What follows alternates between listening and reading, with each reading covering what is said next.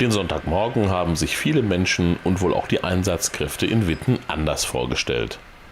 Alle hätten wahrscheinlich lieber gefrühstückt, als eine Straße in der südlichen Stadtmitte abzusperren. Doch bei einem Mehrfamilienhaus ist der massive Kamin unvermittelt eingestürzt. Trümmerteile flogen über die Straße umher. Mehrere Autos wurden getroffen, eines stark beschädigt. Nun musste die Feuerwehr die Stabilität des Hauses kontrollieren. Das haben die Einsatzkräfte nicht alleine gemacht, sondern es kamen noch Spezialisten, sogenannte Baufachberater vom Technischen Hilfswerk und das Bauordnungsamt dazu.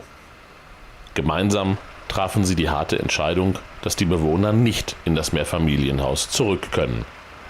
Zu gefährlich wäre das Ganze, weil möglicherweise immer noch Teile einstürzen könnten. Also mussten die Menschen kurzfristig woanders unterkommen.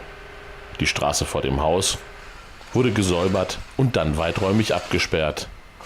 Es ist großes Glück im Unglück, dass hier zum Zeitpunkt des Kamineinsturzes keine Menschen lang gingen.